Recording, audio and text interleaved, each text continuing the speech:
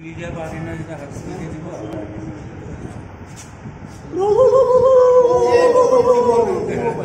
Acha priyole. Dibo ba? Manilar dhula দিব আমাৰ মঞ্চত আসন গ্ৰহণ কৰিবৰ কাৰণে অনুৰোধ জনাইছো আমি জগতৰ মুক্তা ডাঙৰীয়া মঞ্চত আসন গ্ৰহণ কৰিবৰ কাৰণে অনুৰোধ জনাইছো আমাৰ সভাপতি মহোদয় আসন গ্ৰহণ কৰিবৰ কাৰণে অনুৰোধ জনাইছো তাৰ লগতে আমাৰ জিলা সমিতি সংস্থাৰ সভাপতি শৈলেন বৰুৱা দেৱক আমি মঞ্চত আসন গ্ৰহণ কৰিবৰ কাৰণে অনুৰোধ জনাইছো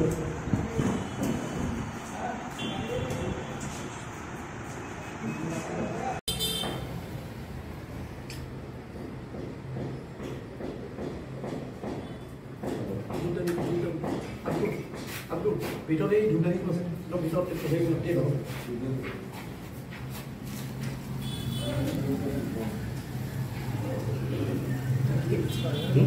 আগে এই না ধুলানি করে দিস গুলো যেন ছিল বাস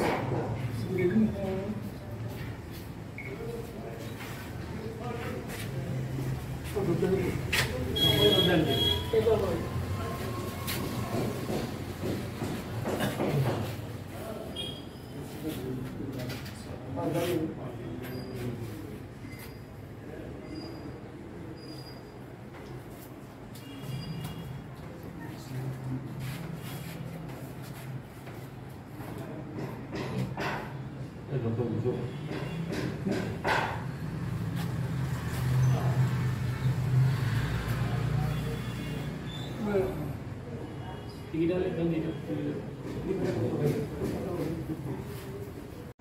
উত্তৰ লখিমপুৰ প্ৰেছ ক্লাবৰ সভাপতি সদায় বৰুৱা ডাঙৰীয়া সাধাৰণ সম্পাদক কৰুণাকান্ত ডাঙৰীয়া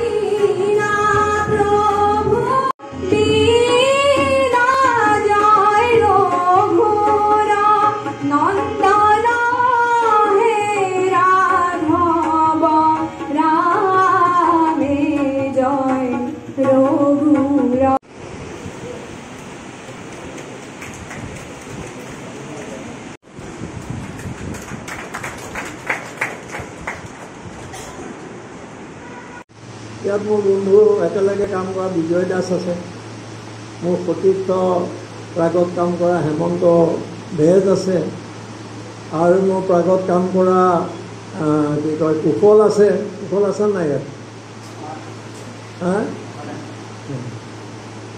গতিকে ইয়াতো মই কিছুমান ডিফেমেশ্যন কেছ হয় আমাৰ এইবিলাকৰ আপোনালোকে বাহিৰৰ পৰা খুব সমালোচনা কৰিব পাৰে যে সাংবাদিকে কি দিছে কি দিয়া নাই হয় দুখ আছে সাংবাদিকৰ কিন্তু আমি যে কেনেকৈ দৌৰি ফুৰিব লাগে শদিয়াৰ পৰা ধুবুৰীলৈ মই ধেমাজিলৈ আহিছোঁ লখিমপুৰলৈ কেইবাবাৰো আহিছোঁ ডিফেমেশ্যন কেছত বিজয় তেওঁলোকে লিখি দিয়ে সম্পাদকক কেছ দি দিয়ে মানহানি কেছ আজিকালি পলিটিচিয়ানে বেছি দিয়ে কাৰণ তেওঁলোকৰ কথাৰ প্ৰতি মানহানি হয় আচলতে তেওঁলোকৰ সন্মান নায়েই হানি হ'বলৈ একো নাই তেওঁলোকে বেছি দিয়ে কাৰণ মানুহৰ কনজামশ্যনৰ কাৰণে এটা দৰকাৰ হয় যে মই কেছ দি দিছোঁ নহয় গতিকে এইবোৰ স্মৃতি আমাৰ সকলো ঠাইতে আছে ক'বলৈ দিয়া হৈছে কিন্তু ধৰি বান্ধি সময় নিৰ্ধাৰণ কৰি দিয়া নাই তাৰ বাবে ধন্যবাদ জনাইছোঁ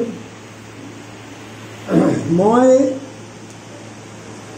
দুটা অনুষ্ঠানৰ লগত মিলাই ল'বলগীয়া হোৱাৰ কাৰণে ধেমাজিলৈ গ'লোগৈ ৰাতিপুৱা পৰহি আহিছোঁ মই ৰাতি তাৰপিছত কালি আহি পালোঁ বন্ধুসকলক লগ পালোঁ তাৰপিছত ধেমাজিলৈ গ'লোঁ ধেমাজিত অলপ কথা বতৰা কৰি লৰালৈকে আহিলোঁ কিন্তু মোৰ অলপমান পলম হ'ল তাৰ বাবে ক্ষমা বিচাৰিছোঁ আচলতে মই কিমান সচেতন কিমান জানো ভাবিলে আমাৰ নিজৰে অলপমান মানে চিন্তা কৰিবলগীয়া বিষয় গ্লোবেল ওয়াৰ্মিংৰ কথা হৈছে অসময়ত গৰম, অসময়ত ঠাণ্ডা, এই গোটেই ঘটনাবোৰ ঘটি গৈ আছে। আৰু পৃথিৱীখন ক'লৈ গৈ আছে, পৰিৱেশে আমাক ক'লৈ নি আছে, ধ্বংসৰ মুখলৈ। মই ভুল কৰিলে শুধৰাই দিব।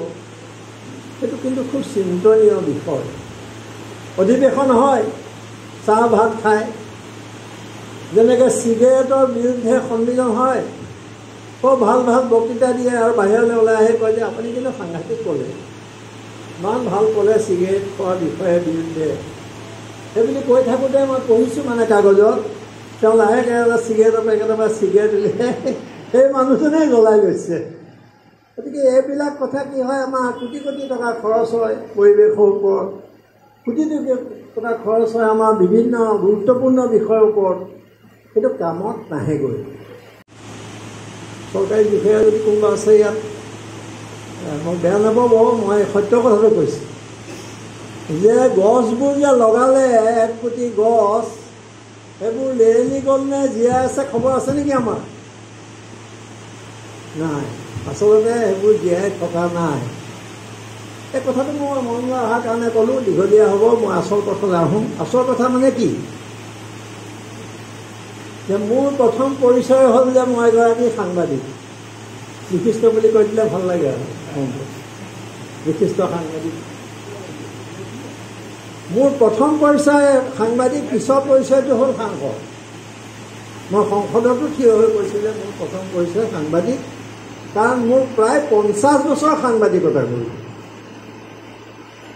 তাৰমানে মই কলেজত পঢ়ি থাকোঁতে আহি সাংবাদিকতাত সোমাইছোঁ। সেইটো যদি কাহিনী কওঁ কিয় আহিলোঁ, তেতিয়া আকৌ এটা বিৰাট ডাঙৰ এটা কাহিনী ক'ব লাগিব আপোনালোকক। বা যি নহওক, এনেকৈ গৈ গৈ গৈ গৈ মই জনমভূমিত আৰম্ভ কৰিলোঁ। পাঠশালা বুলি ক'লে যিটো বুজায়, তাৰ পৰা গৈ গৈ গৈ গৈ গৈ গৈ মই আমি ভাবিব নোৱাৰা কিছুমান কথা। আমি ভবা নাছিলোঁ প্ৰিণ্ট মিডিয়াত কাম কৰোঁতে। প্ৰিণ্ট মিডিয়াত কাম কৰোঁতে আমি ভবা নাছিলোঁ যে এদিন এনেকুৱা ইলেক্ট্ৰনিক মিডিয়া হ'ব। ভাবিছিলে নেকি দিলে? আমি হঠাৎ আহি গ'ল, প্ৰিণ্ট মিডিয়াটো লাহে লাহে এলাগি হোৱাৰ নিচিনা হ'বলৈ ধৰিলে। তাৰপিছত আমি প্ৰিণ্ট মিডিয়াৰ পৰা গৈ ইলেক্ট্ৰনিক মিডিয়াৰ লগত খাপ খাবলগীয়া হ'ল, নহ'লে নচলে পেট। সেইকাৰণে তালৈ গ'লোঁ। আকৌ ইলেক্ট্ৰনিক মিডিয়াৰ পৰা এতিয়া লাহে লাহে ডিজিটেল যিখন প্লেটফৰ্ম, সেইখনৰ ছ'চিয়েল মিডিয়া, সেইখনৰ কথা আহি পৰিছে। গতিকে মই কথাখিনি, এইটো বেটাৰী আছে তো, মই নৰ্থ লখিমপুৰৰ যিসকল কৰ্মকৰ্তা মই অত্যন্ত মানে চালান দিছোঁ। কালিৰ পৰা অহাৰ পৰা মই অকণমান দোষ উলিয়াবলৈ চেষ্টা কৰি আছোঁ, কিন্তু কোনো তেওঁলোকৰ নাই।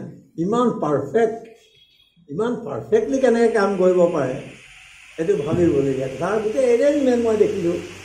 আৰু ইয়াৰ এইটোহে আচল, সেইটো অলপমান মানুহক এনকাৰেজ কৰিব লাগে, ভাল লাগিলে।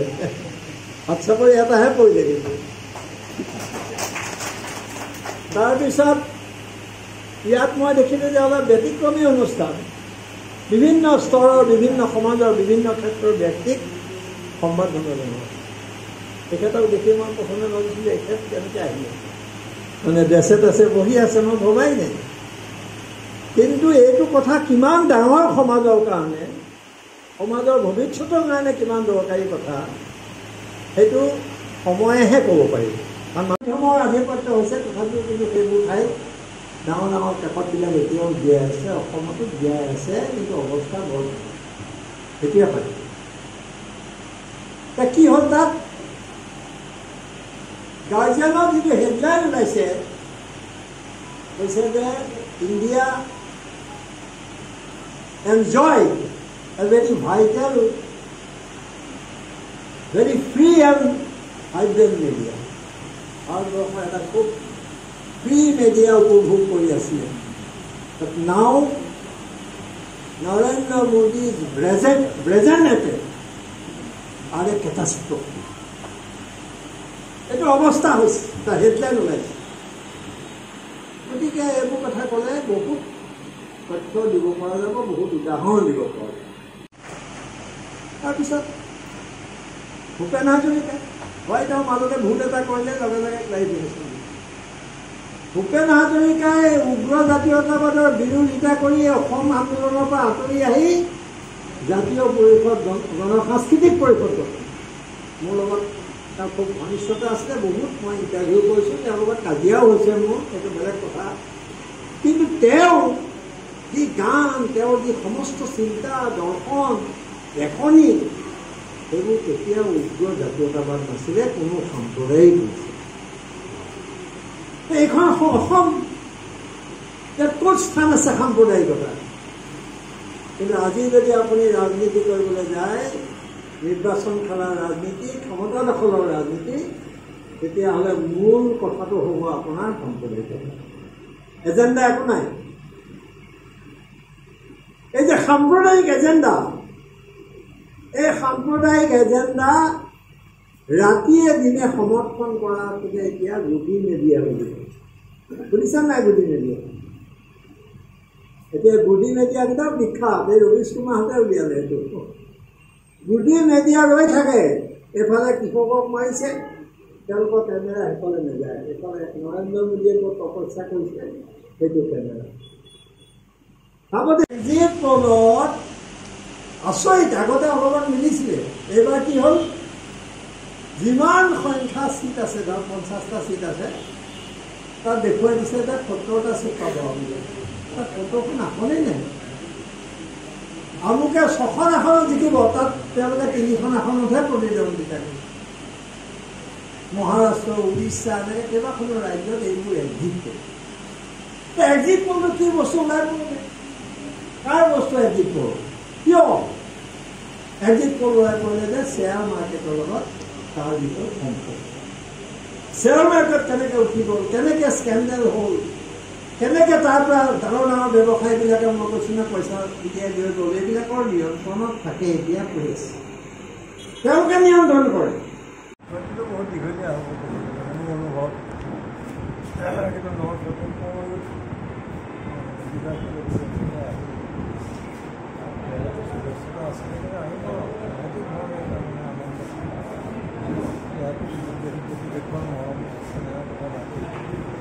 বহুদিনৰ মূৰত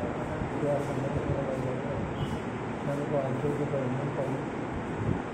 আৰু মই কৈছোঁ যে বহুত প্ৰেছ ক্লাব আছে, প্ৰেছ ক্লাববোৰ কৰি আছে, কিন্তু প্ৰেছ ক্লাববিলাকৰ আচলতে যিটো অৰ্থ সেই হিচাপে নহ'লেও অসমত প্ৰেছ ক্লাববিলাকে এটা গণতন্ত্ৰ ৰক্ষাৰ প্ৰস্তুত থাকে, বা সাংবাদিকসকলৰ ওপৰত নানা প্ৰেছৰ ক্ষেত্ৰত এটা ভৱিষ্যত ভূমিকা অসমত লৈছে। এতিয়া সেই ভূমিকাটো লাহে লাহে নোহোৱা হৈছে প্ৰেছ ক্লাবৰ আৰু সাংবাদিক যিবিলাক সংগঠন আছে সেইবিলাক। কাৰণ মই বিশ্বাস নকৰোঁ, তাৰ মাজত লখিমপুৰ প্ৰেছ ক্লাব থিয় হৈ আছে, বৰ আমাৰ কাৰণে প্ৰেৰণা হয়। এইটো ব্যাখ্যা মই আগনবঢ়াওঁ, কিন্তু মই এইটো অনুভৱ তেওঁলোকে এটা স্বতন্ত্ৰ চিন্তাৰে আগবাঢ়িছে। আৰু তেওঁলোকে এতিয়া বৰ্তমান সমাজত যিবোৰ ভয় সংশয় সন্ত্ৰাসৰ যি ৰাজত্ব চলিছে, সেই ক্ষেত্ৰত তেওঁলোক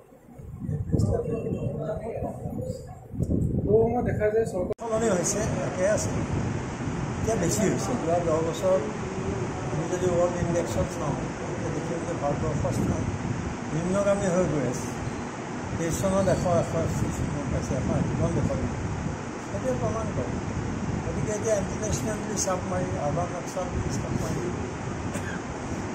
বিৰোধী কণ্ঠক একেবাৰে সম্পূৰ্ণ নিশ্চিত কৰিবলগীয়া হৈছে। সাংবাদিক মানে চৰকাৰক বেয়াটোৱে বুলি নহয়, ভালটোও কৰিব লাগিব, বেয়াটো ক্ষেত্ৰত কিন্তু চৰকাৰক সমৰ্থন কৰা, চৰকাৰে প্ৰচাৰ যন্ত্ৰত সহায় কৰা কাম নহয় সাংবাদিকতা। সেইটো সাংবাদিকতা ভুল কথা। এতিয়া চৰকাৰী এজেণ্ডাত যিবিলাকে কাম কৰিছে ভাৰতবৰ্ষত, সেইবিলাক বুজি মেলি আখ্যা দিছে। এক্সিট পলত তেওঁলোকৰ চৰিত্ৰ ওলাই পৰিব, মানুহে বুজি উঠিছে। সেইকাৰণে ইণ্ডিপেণ্ডেণ্ট মিডিয়াৰ এতিয়া চাৰিওফালে এটা প্ৰাসংগিকতা বাঢ়িছে। নামবোৰ ঢেৰ ক'ব পাৰোঁ, তেওঁলোকৰ প্ৰগ্ৰামবিলাক মানুহে চোৱা কৰিছে। আৰু যদি এই মিডিয়া চৰকাৰৰ এজেণ্ডাৰ লগত মিলি পেলাই কাম কৰি থকা মিডিয়াই যদি মানুহে বিশ্বাস কৰিলে, তেতিয়াহ'লে যোৱা নিৰ্বাচন এনেকুৱা ফলাফল নহয়।